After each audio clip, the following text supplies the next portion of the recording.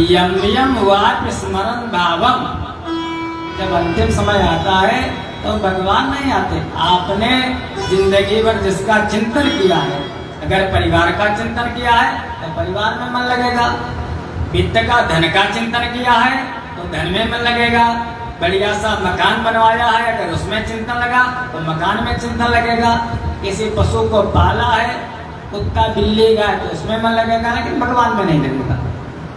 लेकिन अगर आपने भगवान का स्मरण किया है, केवल भगवान का चिंतन किया है, तो फिर आपका मन भगवान के चरणों में लगेगा। और फिर तो भगवान का ये कहना है कि यम यम वाक्य स्मरण भावम, जो मेरे जिस रूप को स्मरण करके शरीर का त्यज्य तंते कलेवरम, शरीर को छोड़ता है, तम तमेव यदि कौन्तेय सदा तद्भाव भाविता, तो उसी रूप को प्राप्त करता है। इसलिए भैया हर तो स्वभाव है लोगों के हाथ में, जैसा चाहो वैसे बन जाओ। निरंतर चिंतन करो भगवान का। अगर उनका चिंतन करोगे, एक बात और, भगवान 3 बातें 3 गारंटी लेते हैं। वो प्रभु कहते हैं जो मेरे मार्ग पर चलता है, मेरे बताए मार्ग पर, वेद के बताए मार्ग पर, उसकी कभी दुर्गति नहीं होती।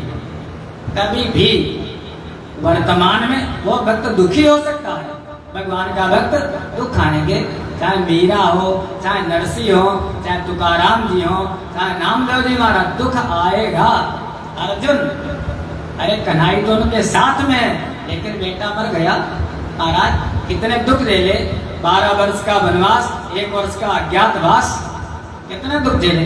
अरे भगवान स्वयं, वो भगवान का भक्त दुखी हो सकता है, लेकिन महाराज उसकी दुर्गति नहीं हो सकती। भगवान कहते हैं जो मेरे मार्ग पर चलता है उसकी कभी दुर्गति नहीं होती, पहली गारंटी। तो दूसरी गारंटी भगवान की कहते हैं जो मेरे मार्ग पर चलता है उसके योग का और क्षेम का वहन मैं करता हूँ। किसी चीज की उसको कमी नहीं रहती, दुखी नहीं रहता जीवन में।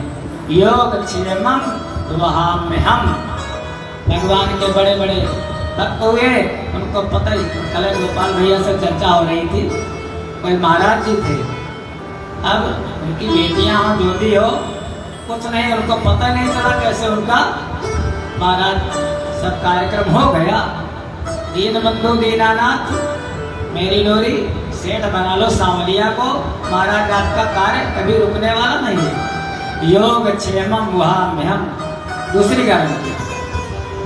फिर तीसरी गारंटी भगवान कहते हैं जो हमारे मार्ग पर चलता है वो फिर दोबारा इस संसार में वापस नहीं आता है, उसको तेषामहं समुद्धरता मृत्यु संसार सागरात्, मैं उसको मृत्यु रूपी संसार सागर से पार कर देता हूँ। बस यही तो चाहिए।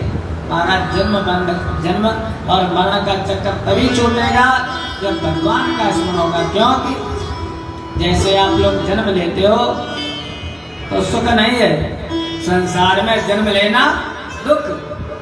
विद्वानों का मत है जन्म दुख हो, जरा दुख हो, जाया दुख हो, पुनः पुनः अंत काले महादुख हो, तस्मात् जाग्रहि जाग्रहि। जन्म दुख हो, संसार में जन्म लेना दुख।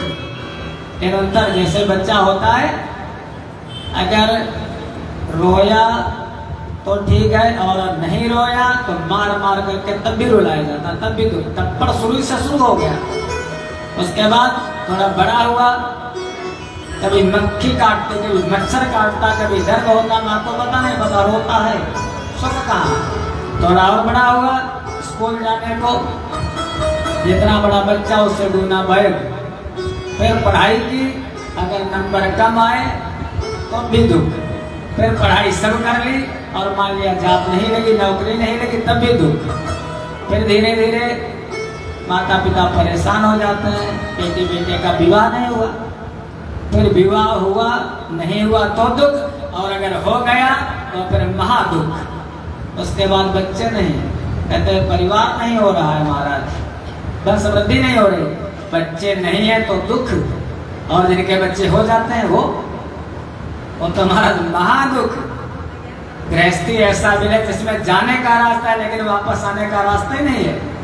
फिर उसके बाद जन्म दुख और जरा दुख, जब बुढ़ापा आता है तब हम लोग सुख ढूंढते रहते हैं, अब सुखी होंगे, अब सुखी होंगे, अब सुखी होंगे, और कभी काले से सफेद हो जाते हैं, कभी बढ़िया जो चिकना चेहरा है महाराज झुर्रियां पड़ जाती हैं, पता नहीं चलता है। हम लोग खूब क्या करते हैं, चाहे जितना इस पर क्रीम लगा ले, चाहे जितना तेल लगा ले, चाहे जितना मालिश कर ले, लेकिन शरीर षड विकारी है। 6 विकार अस्ति जायते वर्धते विपणमते क्षयते नश्यते, एक दिन नाश